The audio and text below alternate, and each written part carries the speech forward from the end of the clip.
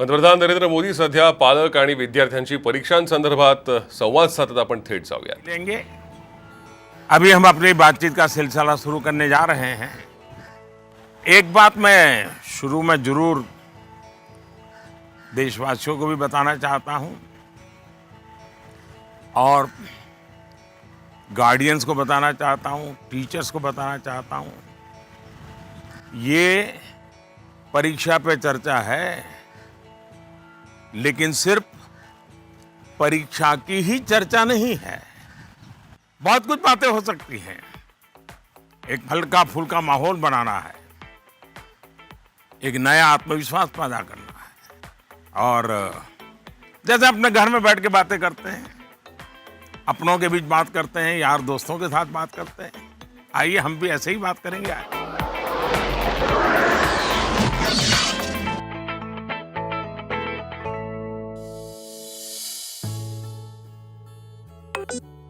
नमस्कार honourable PM sir. नमस्कार नमस्कार। मेरा नाम एन पल्लवी है। मैं 9वीं कक्षा पढ़ रही हूँ।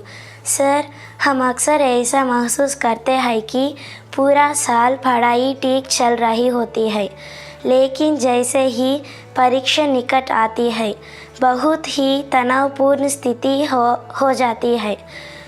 कृपया इसके लिए कोई उपाय बताइए सर। बहुत धन्यवाद सर। धन्यवाद पल्लवी। मुझे बताया गया है कि इसी तरह का और भी एक सवाल है। सादर अभिनंदन आदरणीय प्रधानमंत्री जी। मेरा नाम अर्पण पांडे है। मैं global Indian international school Kuala Lumpur Malaysia में 12वीं कक्षा का छात्र हूँ। मैं आपसे अपनी भावी भविष्य की सफलता हेतु एक प्रश्न के उत्तर की आकांक्षा करता हूँ और आशा करता हूँ कि आप इसमें मेरा मार्गदर्शन करेंगे। मेरा प्रश्न है, परीक्षा की तैयारी के दौरान हमारे मन में आने वाले भय और तनाव से हम कैसे उभरे, कि क्या होगा अगर अच्छे अंक और अच्छा कॉलेज मिलेगा या नहीं। धन्यवाद।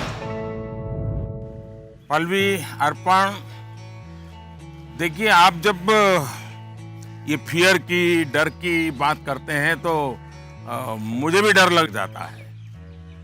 अरे ऐसी कौन सी बात है जिसके लिए डरना चाहिए? क्या पहली बार एग्जाम देने जा रहे हो क्या पहले कभी एग्जाम दी नहीं? क्या आपको मालूम नहीं था कि मार्च महीने, अप्रैल महीने में एग्जाम आती है? सब पता है, पहले से पता है, साल भर पहले से पता है। अचानक तो नहीं आया है। और जो अचानक नहीं आया है, कोई आसमान नहीं टूट पड़ा है। इसका मतलब हुआ कि आपको डर एग्जाम का नहीं है, आपको डर किसी और का है। और वो क्या है?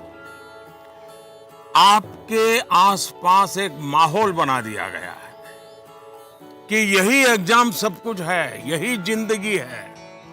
और इसके लिए पूरा सामाजिक वातावरण, कभी कभी स्कूल का वातावरण भी, कभी कभी माँ बाप भी, कभी अपने रिश्तेदार भी एक ऐसा माहौल बना देते हैं, ऐसी चर्चा करते हैं कि जैसे कोई बहुत बड़ी घटना से आपको गुजरना है, बहुत बड़े संकट से गुजरना है। मैं उन सब से कहना चाहूंगा, खास करके मैं पेरेंट्स से कहना चाहता हूं, आपने क्या करके रख दिया है? मैं समझता हूं कि ये सबसे बड़ी गलती है। हम आवश्यकता से अधिक ओवर कॉन्शियस हो जाते हैं, हम थोड़े ज्यादा ही सोचने लग जाते हैं। और इसलिए मैं समझता हूं कि जिंदगी में ये कोई आखिरी मुकाम नहीं है। ये जिंदगी बहुत लंबी है, बहुत पड़ाव आते हैं। एक छोटा सा पड़ाव है। हमें दबाव नहीं बनाना चाहिए। चाहे टीचर हो, स्टूडेंट हो, परिवारजन हो, यार दोस्त हो। अगर बाहर का दबाव कम हो गया, खत्म हो गया, तो एग्जाम का दबाव कभी महसूस नहीं होगा। कॉन्फिडेंस फलेगा, फूलेगा, प्रेशर रिलीज हो जाएगा, डिक्रीज हो जाएगा। और बच्चों को घर में सहज, तनाव मुक्त जीना चाहिए। छोटी मोटी हल्की फुल्की बातें जो रोज करते थे वैसी करनी चाहिए। देखिए दोस्तों, पहले क्या होता था पहले माँ बाप बच्चों के साथ ज्यादा इन्वॉल्व रहते थे और सहज भी रहते थे और कई विषयों पर इन्वॉल्व रहते थे। आज जो भी इन्वॉल्व रहते हैं वो ज्यादातर कैरियर, एग्जाम, पढ़ाई, किताब, सिलेबस, मैं उसको सिर्फ इन्वॉल्वमेंट नहीं मानता हूं। और इससे इन्हें अपने बच्चों के असली सामर्थ्य का पता नहीं होता है। अगर माँ बाप ज्यादा इन्वॉल्व है तो बच्चों की रुचि, प्रकृति, प्रवृत्ति इस सब को अच्छी तरह समझते हैं और जो कमियां हैं उन कमियों को समझ करके उसको भरने की कोशिश करते हैं और उसके कारण बालक का कॉन्फिडेंस लेवल बढ़ता है। उसकी स्ट्रेंथ माँ बाप को पता है, उसकी वीकनेसेस माँ बाप को पता है और उसके कारण माँ बाप समझते हैं कि ऐसे समय वीकनेसेस को बाजू में करो, स्ट्रेंथ को जितना बल दे सकते हो दो। लेकिन आज कुछ माँ बाप इतने व्यस्त हैं कि उन्हें बच्चों के साथ रियल सेंस में इन्वॉल्व होने का समय ही नहीं मिलता। इसका परिणाम क्या होता है? पेरेंट्स को एग्जाम के रिजल्ट का शीट देखना पड़ता है और इसलिए बच्चों का आकलन भी बच्चों के रिजल्ट तक ही सीमित हो गया है। मार्क्स के परे भी बच्चे में कई ऐसी चीजें होती हैं जिन्हें पेरेंट्स मार्क ही नहीं कर पाते हैं। साथियों, हमारे यहाँ एग्जाम के लिए एक शब्द है कसौटी। मतलब खुद को कसना है, ऐसा नहीं है एग्जाम आखिर, बल्कि एग्जाम तो एक प्रकार से एक लंबी जिंदगी जीने के लिए अपने आप को कसने का उत्तम अवसर है, एक अपॉर्चुनिटी है। समस्या तब होती है जब हम एग्जाम को ही जैसे जीवन के सपनों का अंत मान लेते हैं, जीवन मरण का प्रश्न बना देते हैं। दरअसल एग्जाम जीवन को गढ़ने का एक अवसर है, एक अपॉर्चुनिटी है, एक मौका है। उसे उसी रूप में लेना चाहिए। एक्चुअली हमें अपने आप को कसौटी पर कसने के मौके खोजते ही रहना चाहिए ताकि हम और बेहतर कर सकें। हमें भागना नहीं चाहिए। आइए दोस्तों, अगले सवाल की तरफ बढ़ते हैं। माननीय प्रधानमंत्री जी नमस्कार। मेरा नाम पुण्य सुन्या है।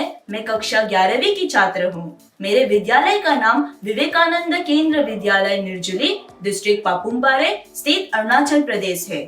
माननीय प्रधानमंत्री जी, कुछ सब्जेक्ट्स और कुछ चैप्टर्स है जिनको लेकर मैं सहज नहीं हूँ, उनसे पीछा छुड़ाने में लगी रहती हूँ।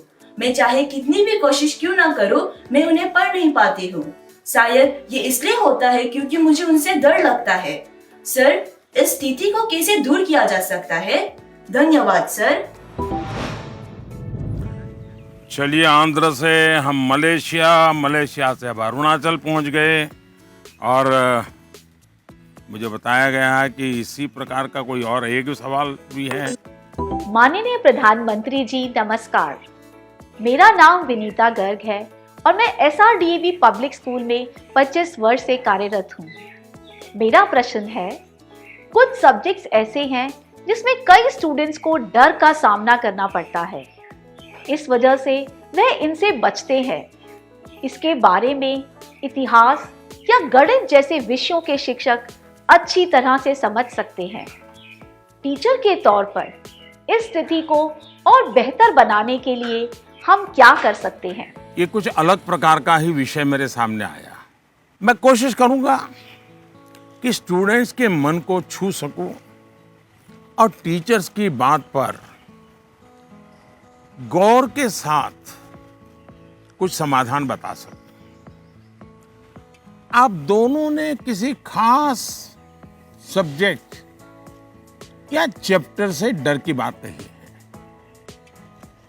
आप लोग अकेले नहीं हैं जिनको इस स्थिति का सामना करना पड़ता हो। हकीकत तो यह है कि दुनिया में एक भी इंसान ऐसा नहीं मिलेगा जिसके ऊपर ये बात लागू न होती हो। मान लीजिए आपके पास बहुत ही बढ़िया 5-6 शर्ट है, लेकिन आपने देखा होगा 1 या 2 शर्ट आपको इतने पसंद आते होंगे, बार बार पहनते हैं। इसका मतलब ये नहीं कि बाकी सब बेकार हैं, फिटिंग ठीक नहीं है, ऐसा नहीं है। उन 2 इतने अच्छे लगते हैं कि आप उसको बार बार पहनते हैं। कई बार तो माँ बाप भी इन चीजों के लिए गुस्सा करते हैं कि कितनी बार इसको पहनोगे, अभी 2 दिन पहले तो पहना था। पसंद नापसंद मनुष्य का स्वभाव है, और कभी कभी पसंद के साथ लगाव भी हो जाता है। और इसमें डर की, दुविधा की क्या बात है कि हमने डरना चाहिए? दरअसल होता क्या है, जब आपको कुछ चीजें ज्यादा अच्छी लगने लगती हैं तो उनके साथ आप बहुत कंफर्ट हो जाते हैं, बहुत कंफर्टेबल लगता है, सहज हो जाते हैं। लेकिन जिन चीजों के साथ आप सहज नहीं होते, उनके तनाव में आपकी 80% एनर्जी आप उसी में लगा देते हैं। और इसलिए स्टूडेंट से मैं यही कहूंगा कि आपको अपनी एनर्जी को इक्वली डिस्ट्रीब्यूट करना चाहिए। सभी विषयों में बराबर बराबर। आपके पास पढ़ाई के लिए 2 घंटे हैं तो उन घंटों में हर सब्जेक्ट को समान भाव से पढ़िए। अपने समय को इक्वल डिस्ट्रीब्यूट करिए। साथियों, आपने देखा होगा टीचर्स, माता पिता हमें सिखाते हैं कि जो सरल है वो पहले करें। ये आम तौर पर ये कहा जाता है, और एग्जाम में तो खास तौर पर बार बार कहा जाता है कि जो सरल उसको पहले करो भाई, जब टाइम बचेगा तब वो कठिन है उसको हाथ लगाना। लेकिन पढ़ाई को लेकर मैं समझता हूं ये सलाह आवश्यक नहीं है और उपयोग भी नहीं है। मैं जरा इन चीज को अलग नजरिए से देखता हूं। मैं कहता हूं जबकि पढ़ाई की बात हो तो कठिन जो है उसको पहले लीजिए। आपका माइंड फ्रेश है, आप खुद फ्रेश हैं, उसको अटेंड करने का प्रयास कीजिए। जब कठिन को अटेंड करेंगे तो सरल तो और भी आसान हो जाएगा। मैं अपना अनुभव बताता हूं। जब मैं मुख्यमंत्री था, फिर प्रधानमंत्री बना, तो मुझे भी बहुत कुछ पढ़ना पड़ता है, बहुत कुछ सीखना पड़ता है, बहुतों से सीखना पड़ता है, चीज़ों को समझना पड़ता है। तो मैं क्या करता था, जो मुश्किल बातें होती है, जिसके निर्णय थोड़े गंभीर होते हैं, मैं मेरे सुबह जो शुरू करता हूँ तो कठिन चीज़ों से शुरू करना पसंद करता हूँ। मुश्किल से मुश्किल चीज़ें मेरे अफसर मेरे सामने लेकर के आते हैं, क्योंकि उनको मालूम है कि वो मेरा एक अलग मूड होता है। मैं चीज़ों को बिल्कुल तेज़ी से समझ लेता हूँ, निर्णय करने की दिशा में आगे बढ़ता हूँ। मैंने अपना एक नियम बनाया है, कोशिश की है। और जो सरल चीज़ें हैं, दिन भर की थकान के बाद रात देर हो जाती हैं, तो चलो भाई अब उनको मैं ज़्यादा दिमाग खपाने की जरूरत नहीं हो, कोई गलती होने का कारण नहीं है, तो उन चीज़ों को मैं फिर देर रात तक खींच लेता हूँ। लेकिन सुबह जब उठता हूँ तो फिर कठिन से ही मुकाबला करने के लिए निकल पड़ता हूँ। दोस्तों, एक और बात हमें अपने आप से सीखनी चाहिए। आप देखिए, जो लोग जीवन में बहुत सफल हैं वो हर विषय में पारंगत नहीं होते, लेकिन किसी एक विषय पर, किसी एक सब्जेक्ट पर उनकी पकड़ जबरदस्त होती है। अब जैसे लता दीदी हैं, लता मंगेशकर जी की पूरे दुनिया में नाम है, हिंदुस्तान के हर जुबान पे नाम है। लेकिन अगर कोई जाकर के उनको कहे कि आज हमारे क्लास में आइए और ज्योग्राफी पढ़ाइए, हो सकता है वो न भी पढ़ा भी पाए, मैं नहीं जानता हूं कि वो पढ़ा पाए न पढ़ा पाए, लेकिन लता जी की महारत ज्योग्राफी में शायद न भी हो, लेकिन संगीत की दुनिया में उन्होंने जो किया हुआ है, एक विषय पर जिस प्रकार से अपना जीवन खपा दिया है, आज वो हर एक के लिए प्रेरणा का कारण बन गई है।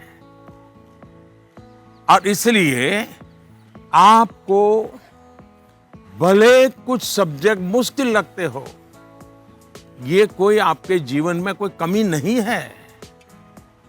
आप बस ये ध्यान रखिए कि इस मुश्किल लगने वाले सब्जेक्ट की पढ़ाई से खुद को दूर मत कीजिए, उसे भागिए मत। वहीं टीचर्स के लिए मेरी सलाह ये है, वो विद्यार्थियों से उनको टाइम मैनेजमेंट के संबंध में, उसके तौर तरीके के संबंध में, सिलेबस के बाहर जाकर के भी कभी उनसे बातें करें, उनसे चर्चा करें, उनको गाइड करें। विद्यार्थियों को टोकने के बजाय उन्हें गाइड करें। टोकना, रोकना, उसका प्रभाव मन पे और ज्यादा नेगेटिव फैलता है। प्रोत्साहित करने से वो कॉन्सेंट्रेटेड ताकत के रूप में कन्वर्ट हो जाता है। कुछ बातें क्लास में सार्वजनिक तौर पर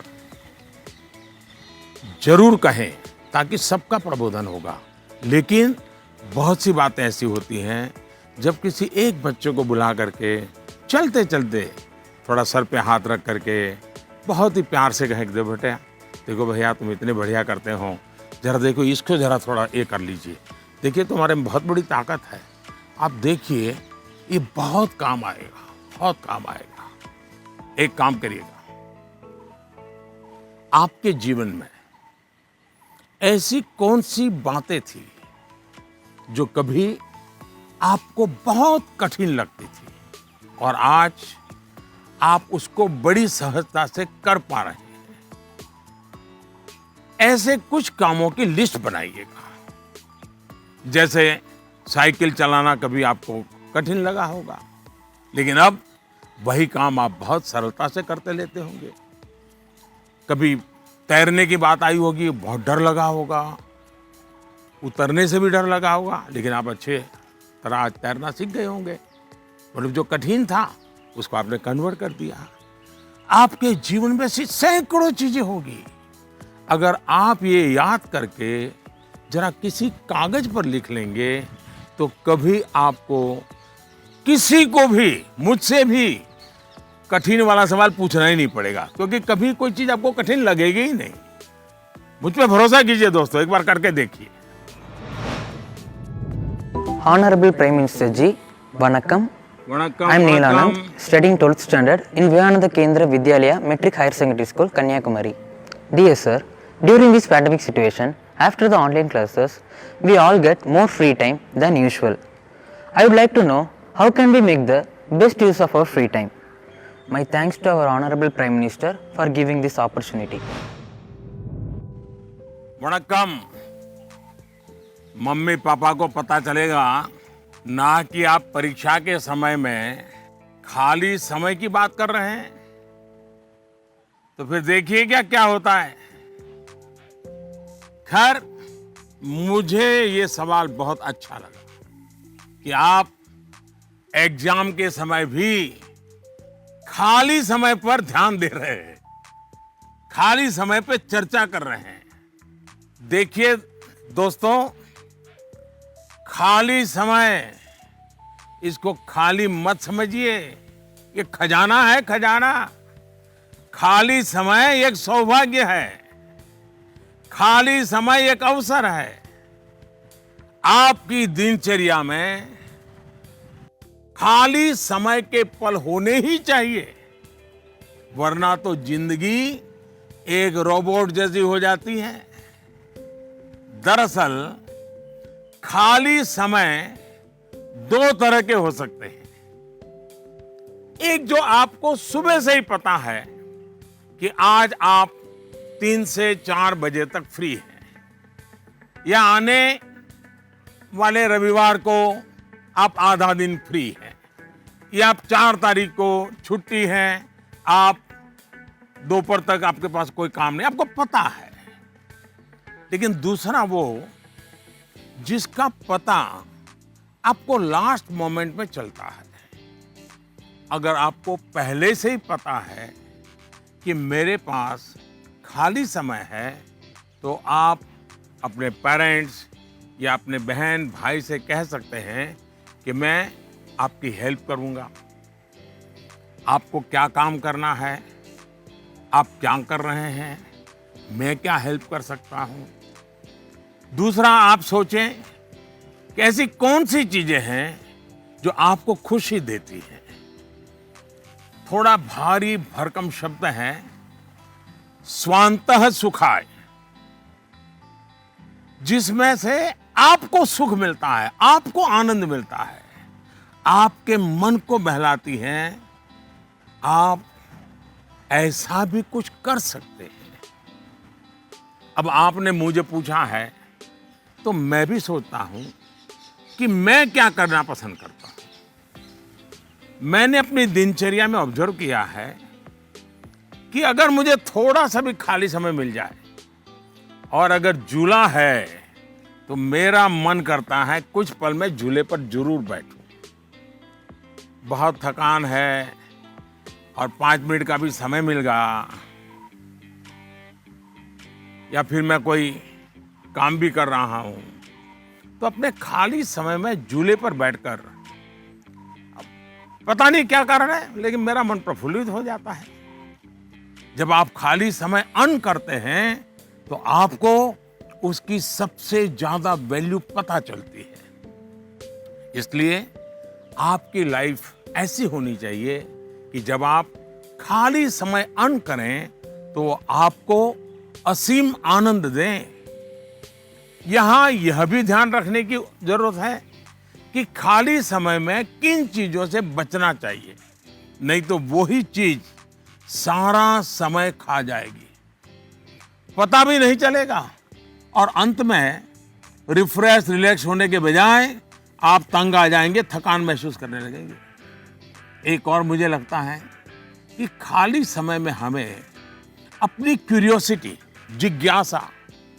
जिज्ञासा बढ़ाने की और ऐसी कौन सी चीजें हम कर सकते हैं जो शायद बहुत प्रोडक्टिव हो जाएगी। आपकी माँ या पिता अगर खाना बना रहे हैं, उसे ऑब्जर्व कीजिए। नई नई चीजों में अंदर जाने का, कुछ नया जानने का, इसका इम्पैक्ट सीधा सीधा दिखाई नहीं देता है, पर जीवन में इसका बहुत बड़ा गहरा प्रभाव होता है। फ्री टाइम का एक और बेस्ट यूज हो सकता है कि आप कुछ गतिविधियों से अपने आप को जोड़ें, जिसमें आप को एक्सप्रेस कर पाए, आपकी यूनिकनेस को बाहर ले आ सके, जिसमें आप अपनी इंडिविजुअलिटी से जुड़ सके। ऐसा करने के बहुत से तरीके हैं और आप भी ऐसे बहुत से तरीके जानते हैं। स्पोर्ट्स हैं, म्यूजिक है, राइटिंग है, पेंटिंग है, स्टोरी राइटिंग है। आप बहुत कुछ कर सकते हैं। अपने थॉट्स को, इमोशंस को एक्सप्रेस करने का एक क्रिएटिव तरीका दीजिए, अवसर दीजिए। नॉलेज का दायरा कई बार वहीं तक सीमित होता है जो आपको उपलब्ध है, जो आपके आसपास है, लेकिन क्रिएटिविटी का दायरा नॉलेज से भी बहुत दूर तक आपको ले जाता है, बहुत विस्तार के फलक पर ले जाता है। क्रिएटिविटी आपको उस क्षेत्र में ले जा सकती है जहां पहले कभी कोई नहीं पहुंचा, जो नया हो। हमारे यहाँ कहा जाता है, जहां न पहुंचे रवि वहां पहुंचे कवि। ये क्रिएटिविटी की तो बात है।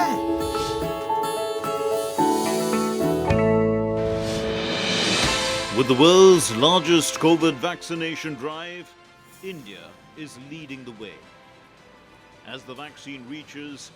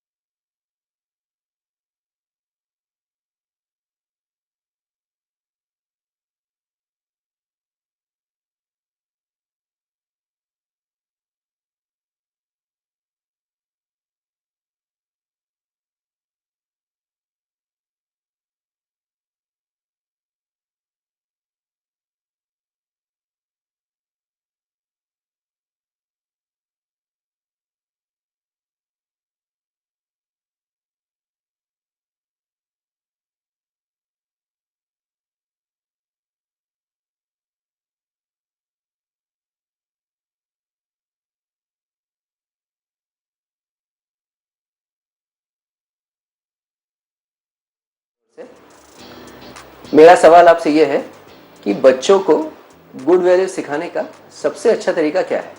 धन्यवाद। मुझे एक सवाल जो आया है,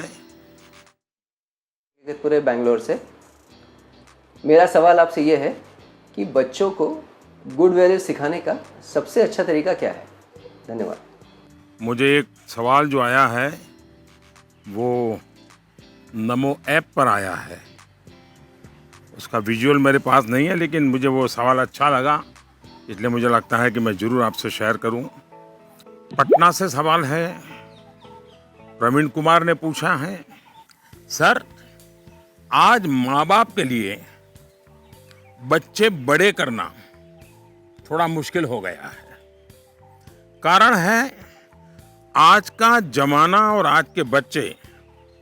ऐसे में हम कैसे ये सुनिश्चित करें कि हमारे बच्चों का व्यवहार, आदतें और चरित्र अच्छा हो। प्रवीण कुमार एक जागरूक पिता के रूप में शायद मुझे पूछ रहे हैं। बड़ा कठिन सवाल है मेरे लिए। मैं कहूंगा कि पहले तो आप स्वयं चिंतन करें, आत्मचिंतन करें। क्या ऐसा तो नहीं है कि जीवन जीने का जो तरीका आपने चुना है, आप चाहते हैं वैसे ही जिंदगी आपके बच्चे भी जिए, और थोड़ा सा भी उनमें बदलाव आता है तो आपको लगता है कि पतन हो रहा है, वैल्यूज का ह्रास हो रहा है। मुझे बराबर याद है, एक बार मैं स्टार्टअप से जुड़े हुए नौजवानों से मैंने एक समारोह किया। तो बंगाल की एक बेटी जिसने स्टार्टअप शुरू किया है अपनी पूरी कैरियर छोड़ करके, तो उसने अपना अनुभव बताया, वो मुझे हमेशा याद रहता है। उस बेटी ने कहा कि मैंने अपनी नौकरी छोड़ दी, कैरियर छोड़ दी और स्टार्टअप शुरू किया, और मेरी माँ को जब पता चला तो मेरी माँ ने तुरंत कहा सर्वनाश। यानी इतना माँ को झटका लगा, लेकिन बाद में वो बेटी स्टार्टअप में बहुत सफल रही थी। आपको सोचना चाहिए कि आप अपने भाव विश्व में अपने बच्चों को जकड़ने का प्रयास तो नहीं कर रहे हैं, और इसलिए आपका परिवार, आपकी परंपराएं, उसमें मूलभूत मूल्यों को कैसे जोड़ दें, हमें आइडेंटिफाई करना चाहिए। जैसे हमारे यहाँ कहा जाता है, जन सेवा ही प्रभु सेवा है। ये हमारे शास्त्रों में मूल्य के रूप में है, लेकिन आपके घर में पूजा पाठ तो बहुत होती है। दुनिया को दिखता है कि आप बहुत धार्मिक हैं, रिचुअल से भरा जीवन है, लेकिन आप जनसेवा में कहीं नजर नहीं आते हैं। अब जब आपकी संतान यह विरोधाभास देखती हैं, तो उसके मन में कॉन्फ्लिक्ट शुरू हो जाता है, सवाल खड़े हो जाते हैं, और सवाल उठना स्वाभाविक में है। उसी प्रकार से भी हमारे मूल्य हैं कि जीव मात्र से परमात्मा का वास है। उसी प्रकार से हम सबकी मान्यता है, और हमें यह सिखाया गया है, हमारे जीवन मूल्य के रूप में प्रस्थापित हो चुका है, और हमारी सोच है कि जीव मात्र में परमात्मा का वास है।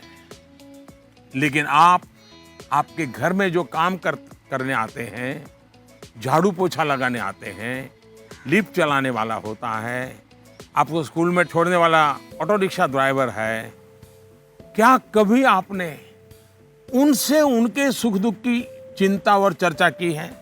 क्या कभी आपने पूछा, वे आपके परिवार में तो किसी को कोरोना नहीं हुआ है ना, आपके परिवार के तो सब सुखी है ना, आप जिस गांव से आए हो उस गांव में तो सब ठीक है ना? क्या आपने कभी पूछा है? अगर आप ऐसा करते तो आपको अपने बच्चे को मूल्य नहीं सिखाने पड़ते। मैं आप पर सवाल नहीं खड़े कर रहा, एक सामान्य व्यवहार की बात कर रहा हूं। कुछ लोग वाकई ऐसा नहीं करते। बच्चे का बर्थडे होता है, बहुत सारी तैयारियां होती हैं, कितने लोग अपने घर में काम करने वालों से कहते हैं कि जो भी काम करना है 5 बजे तक पूरा कर दो, 6 बजे जब मेहमान आना शुरू हो जाएंगे तब तुम भी हमारे परिवार के मेहमान के रूप में कपड़े पहन करके, अच्छे कपड़े पहन करके परिवार के सबको लेकर के आ जाना। आप देखिए, आप उनसे क्या कहते हैं। आज घर में बहुत से मेहमान जाने वाले हैं, देर तक रुकना पड़ेगा। आप ऐसा कहने के बजाय क्या कहते हैं, देखो कल बहुत मेहमान आने वाले हैं, बहुत काम है, तुम घर बता के आ जाना, देर से आऊंगा, देर से आऊंगी। यानी आपका बच्चा देख रहा है कि इतना बड़ा उत्सव है घर में, लेकिन वो जो मेरे लिए मेहनत करते हैं दिन रात, वो तो इसमें हिस्सेदार ही नहीं है। और तभी उस बच्चे के मन में टकराव शुरू होता है। मैं आपको एक और उदाहरण देता हूं। हम कहते हैं बेटा बेटी एक समान, ये मूल्य है हमारे यहाँ देव रूप की जो कल्पना की गई है, उसमें स्त्री भगवान का उतना ही महत्व है। लेकिन हमारे घर के वातावरण में बेटे और बेटी के बीच जाने अनजाने में जो ट्रीटमेंट किया जाता है, उसमें असमानता होती है। उसके बाद जब वही बेटा समाज जीवन में जाता है तो उसके द्वारा नारी समानता में कुछ न कुछ कमी की संभावना बन ही जाती है। ये सही है कि परिवार के संस्कार अच्छे होते हैं तो बुराइयां हावी नहीं होती हैं, लेकिन 19-20 का ही फर्क होता है। बेटा बेटे के व्यवहार में कुछ न कुछ कमी रह जाती है। इसलिए हमने जो अपना भाव विश्व बनाया हुआ है, वो जब व्यवहार की कसौटी पर खरा नहीं उतरता है, तब बच्चों के मन में अंतर्द्वंद शुरू हो जाता है। इसलिए मूल्यों को कभी भी थोपने का प्रयास न करें, मूल्यों को जीकर प्रेरित करने का प्रयास करें। आखिरकार बच्चे बड़े स्मार्ट होते हैं, जो आप कहेंगे उसे वो करेंगे या नहीं करेंगे ये कहना मुश्किल है, लेकिन इस बात की पूरी संभावना होती है कि जो आप कर रहे हैं वो उसे बहुत बारीकी से देखता है और दोहराने के लिए लालायित हो जाता है।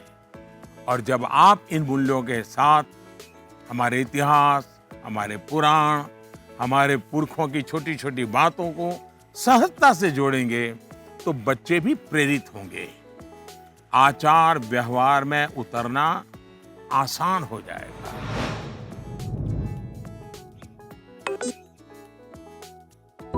नमस्कार सर, मैं प्रतिभा गुप्ता, कुंदन विद्या मंदिर लुधियाना से। सर, मेरा आपसे सवाल ये है कि हमें हमेशा काम करवाने के लिए बच्चों के पीछे भागना पड़ता है, तो हम कैसे उन्हें सेल्फ मोटिवेटेड बना सकते हैं ताकि वे अपनी चीजें खुद करें? धन्यवाद। आप बुरा न माने तो मैं जरा इस विषय में आपसे अलग राय रखता हूं।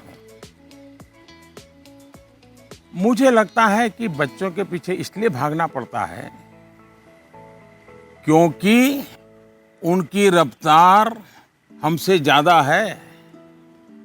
ये बात सही है कि बच्चों को सिखाने की, बताने की, संस्कार देने की जिम्मेदारी परिवार के सबकी है, लेकिन कई बार बड़े होने के बावजूद हमें भी तो जरा मूल्यांकन करना चाहिए। हम एक सांचा तैयार कर देते हैं और बच्चे को उसमें ढालने की कोशिश करते रहते हैं और समस्या यहीं से शुरू होती है।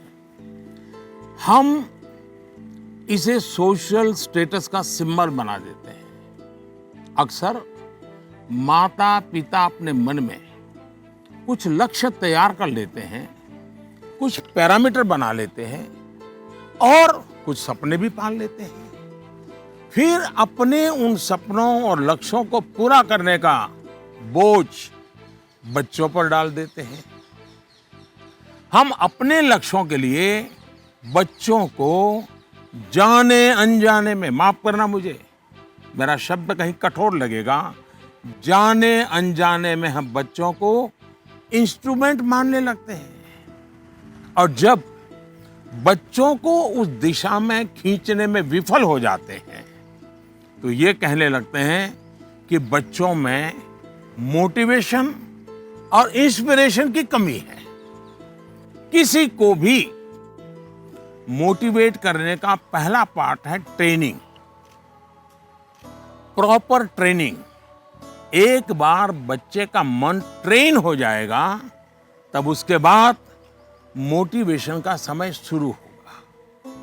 ट्रेनिंग के कई माध्यम, कई तरीके हो सकते हैं। अच्छी किताब, अच्छी मूवीज, अच्छी कहानियां, अच्छी कविताएं, अच्छे मुहावरे या अच्छा अनुभव, ये सब एक प्रकार से ट्रेनिंग के ही टूल्स हैं। जैसे कि आप चाहते हैं आपका बच्चा सुबह उठ करके पढ़े, आप उसे कहते हैं, बोलते भी हैं, डांटते भी हैं, लेकिन आपको सफलता नहीं मिलती। लेकिन क्या आपके घर में कभी ऐसी किताबों की चर्चा होती है जिसमें इनडायरेक्टली सुबह उठने के फायदों की चर्चा हो? हमारे यहाँ आध्यात्मिक जीवन के लोग ब्रह्म मुहूर्त से ही उनका दिवस प्रारंभ हो जाता है और वो उसी के नॉर्म्स का पालन करते हैं। तो दूसरी ओर आजकल 5 AM क्लब की भी चर्चा होती है। क्या आपने ऐसी किसी किताब की घर में चर्चा की है या कोई ऐसी मूवी या डॉक्यूमेंट्री देखी है जिसमें इस बारे में वैज्ञानिक तरीके से, तर्कबद्ध तरीके से, इमोशंस के साथ बातें बताई गई हो? ये एक बार करके देखिए। सुबह उठने के लिए बच्चे की ट्रेनिंग खुद ही हो जाएगी। एक बार मन ट्रेन हो गया, मन में बच्चा समझ गया कि सुबह उठने का क्या फायदा है, तो फिर वो खुद मोटिवेट होने लगेगा। यही तो एनवायरनमेंट क्रिएशन होता है जिसकी घर में सबसे ज्यादा जरूरत है। आप बच्चे के बचपन का वो समय याद करिए जब आप उसको गोद में लेते थे। मान लीजिए आपकी जेब में पेन है या आपने चश्मा पहना है, बच्चा उसे खींचता है, चश्मा उतारता है, तो आप क्या करते हैं? आप बच्चे को अगर चश्मा वापस लेने की कोशिश करते हैं तो वो रोता है, पेन वापस लेने की कोशिश करते हैं तो रोता है। तो समझदार माँ बाप क्या करते हैं? उसको एक बड़ा बॉल उसके सामने खड़ा कर देते हैं, लेकर के खड़े हो जाते हैं। बच्चा क्या करता है? चश्मे छोड़ देता है, पेन छोड़ता है, बड़ा बॉल खेलने के लिए ले लेता है, न रोता है। आसानी से आप सॉल्यूशन निकाल देते हैं। आप उसका माइंड डाइवर्ट करके उसे ज्यादा पसंद की दूसरी पॉजिटिविटी देकर उसे मोटिवेट करते थे। ये जो काम आपने पहले किया है जब बच्चा बिल्कुल छोटा था, वही काम आप अब भी कर सकते हैं। आपने सुना होगा, एक दीप से जले दूसरा। आपका बच्चा पर प्रकाशित नहीं होना चाहिए। आपका बच्चा स्वयं प्रकाशित होना चाहिए। बच्चों के अंदर जो प्रकाश आप देखना चाहते हैं, वो प्रकाश उनके भीतर से प्रकाशमान होना चाहिए और वो आपके जागरूक सक्रिय प्रयासों से संभव है। आप अपने एक्शंस में जो बदलाव दिखाएंगे वो बच्चे बहुत बारीकी से ऑब्जर्व करेंगे। यहां एक और बात की ओर मैं आपका ध्यान दिलाऊंगा। बच्चों को कभी भी भय पैदा करके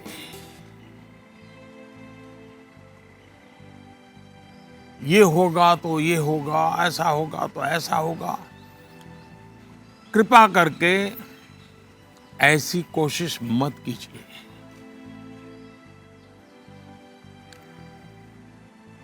एक प्रकार से वो तरीका लगता तो बहुत आसान है, लेकिन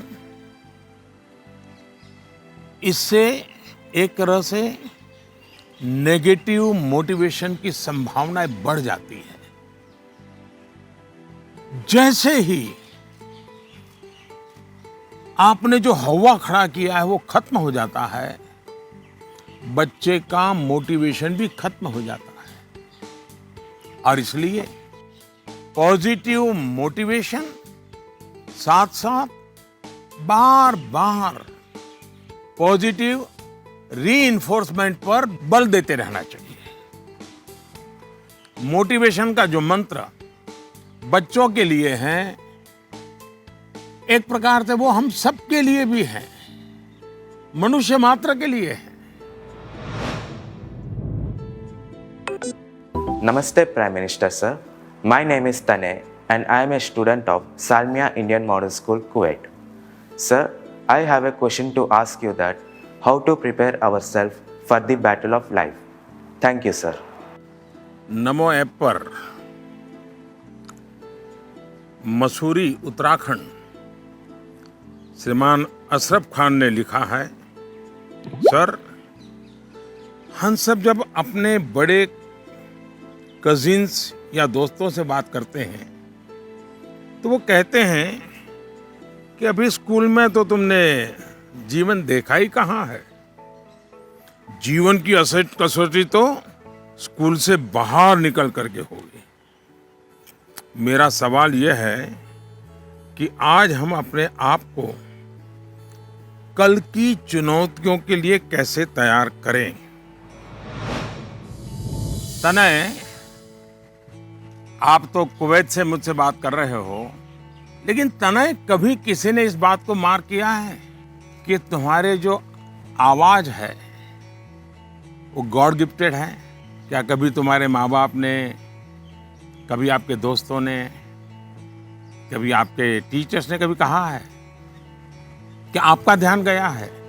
आज आपका सवाल सुनने के बाद, खैर रिकॉर्डेड है, लेकिन मैं पक्का मानता हूं कि आपको एक बहुत ही विशिष्ट प्रकार की आवाज परमात्मा ने दी है। कभी उस पर ध्यान दीजिए, ये आपकी बहुत बड़ी विरासत बन सकती है। खैर, मैं तनय की बातों की ओर चला गया, लेकिन जो सवाल आपने पूछे हैं, पहली बात तो ये कि जो लोग आपको ये कहते हैं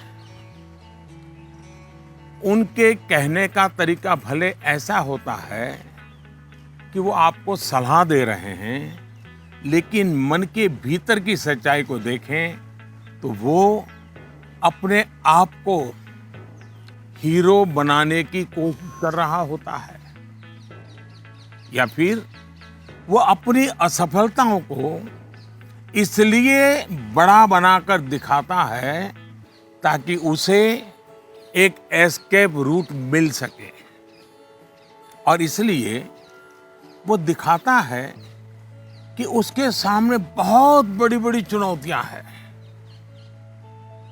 इस विषय में मेरा सीधा सीधा मंत्र है, एक कान से सुनिए और दूसरे कान से निकाल दीजिए। हाँ, ये सवाल बहुत स्वाभाविक है कि 10वीं या 12वीं के बाद क्या? ये हर बच्चे के मन में होता है, और न मैं इससे इनकार कर सकता हूं और न कोई और उससे इनकार कर सकता है। बहुतों के लिए ये सवाल चिंता और निराशा फैलाने वाला हो सकता है। दुर्भाग्य से आज के चकाचौंध भरे युग में सेलिब्रिटी के कल्चर के कारण और उसका प्रभाव होने के कारण स्टूडेंट लाइफ में एक धारणा बन गई है कि जो टीवी पर आता है, जिसकी अखबारों में चर्चा होती है, वैसा कुछ बनना है, वैसा कुछ करना है। ये बुरी बात नहीं है, लेकिन जीवन की सच्चाई से ये बहुत दूर है। ये जो प्रचार माध्यमों में 1000-2000 लोग हमारे सामने आते हैं, दुनिया इतनी छोटी नहीं है। इतनी बड़ी विश्व व्यवस्था, इतना लंबा मानव इतिहास, इतनी तेजी से हो रहे परिवर्तन बहुत सारे अवसर लेकर के आते हैं। जीवन की सच्चाई ये है कि जितने लोग हैं उतनी विभिन्नताएं हैं, जितने लोग हैं उतने अवसर भी है। हमें अपनी जिज्ञासा का दायरा बहुत बड़ा करने की आवश्यकता है, उसको विस्तार देने की आवश्यकता है।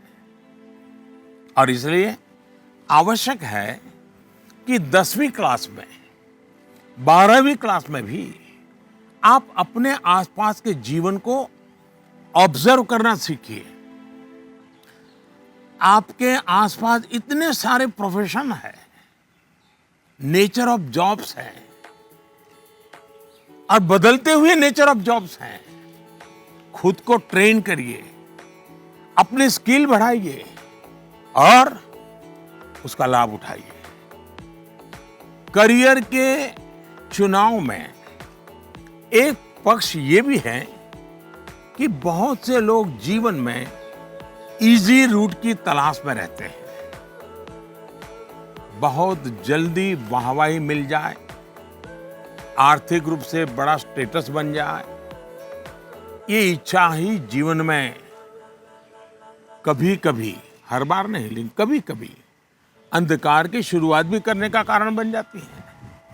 फिर ये अवस्था ऐसी होती है जिसमें सपने पालना और देखना जरा अच्छा लगता है।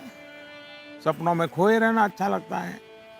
सपने देखना अच्छी बात है, लेकिन सपने को लेकर के बैठे रहना और सपनों के लिए सोते रहना, ये तो सही नहीं है। सपनों से आगे बढ़कर अपने सपनों को पाने का संकल्प, ये बहुत महत्वपूर्ण है।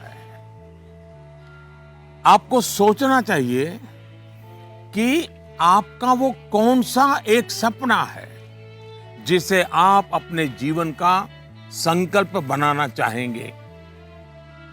जैसे ही आप ये संकल्प ले लेंगे, आपको आगे का रास्ता भी उतना ही साफ दिखाई देने लगेगा।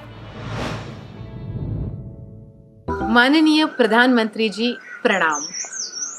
माफ करिएगा, मेरा सवाल परीक्षा पे आधारित नहीं है, पर कृपया करके आप इस पे हंसिएगा नहीं।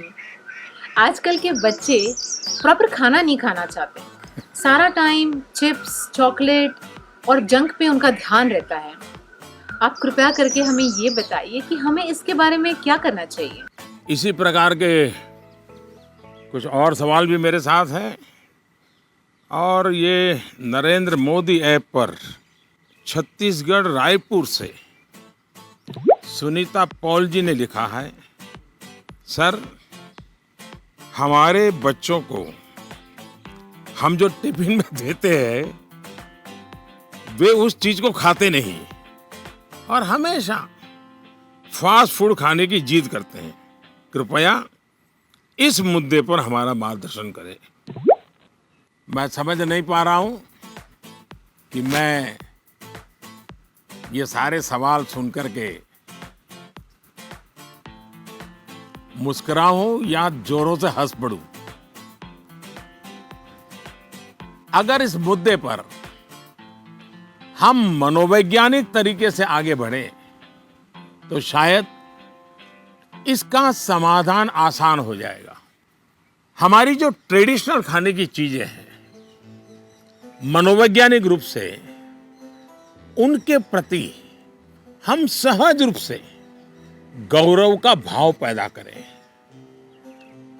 उसकी जो विशेषता है उसकी बात करें। खाना पकाने की हमारी जो प्रक्रिया है, किचन की जो एक्टिविटी है, वो घर के बाकी सदस्यों को पता होनी चाहिए कि कितनी मेहनत करने के बाद खाना पकता है। बच्चों के सामने भी ये सारी बातें चर्चा में लानी चाहिए। कैसे खाना पकता है, कितनी देर लगती है, कितने इंग्रेडिएंट्स होते हैं, उन्हें महसूस होगा कि आखिर कितनी मेहनत का काम होता है और तब जाकर के मेरी थाली भरती है। दूसरा, आज के जमाने में खाने पीने की बहुत सारी वेबसाइट है, हेल्दी फूड की भी कोई कमी नहीं है। क्या हम इनसे भी जानकारियां जुटाकर ऐसी चीजों को लेकर कोई गेम डेवलप कर सकते हैं जो हम हफ्ते में एक बार खेल सकें? जैसे गाजर है, कैरेट, उसके इंपॉर्टेंस पर हम बोलें, उसके क्या फायदे होते हैं, क्या लाभ होते हैं, क्या न्यूट्रिएंट्स होते हैं, ऐसा करके देखें। दूसरा, हम सबके घर में जो फैमिली डॉक्टर हैं, वो डॉक्टर एक प्रकार से मित्र होते हैं। जब कभी उनका घर आना हो तो उनकी बातें पूरा परिवार सुने कि किस प्रकार के खाने का क्या महत्व है, न्यूट्रिएंट्स कहाँ से मिलते हैं, क्या खाना चाहिए, वो बता सकते हैं कि आपके घर में क्या प्रॉब्लम हेरिडिटरी है और उनसे बचने के लिए क्या खाना आवश्यक है। इससे भी बच्चों को फायदा होगा। तीसरा, आप टीचर्स पे कर सकते हैं कि आप बच्चों में ये क्या आपको तकलीफ हो रही है, खास करके खाने के विषय में, टीचर को समझाइए, टीचर को विश्वास में लीजिए। अब देखिए, टीचर बड़ी कुशलता से कथा कहते कहते, बात करते करते, हंसी मजाक में उसके दिमाग में भर देगा कि ये क्यों करना चाहिए। और टीचर के कहने का बच्चों पर अलग ही असर होता है। हमें भी कुछ कुछ नए एक्सपेरिमेंट करते रहना चाहिए। मैंने काफी ऐसे उदाहरण देखे हैं जहां परिवार में ट्रेडिशनल खाना ही बच्चों को मॉडर्न रंग रूप में बनाकर दिया जाता है, तो उससे बच्चों में भी उसको लेकर एक स्वाभाविक आकर्षण पैदा होता है। खैर, ये मेरे सिलेबस के बाहर का विषय है, लेकिन हो सकता है शायद मेरी कुछ बातें काम आ जाए आपको।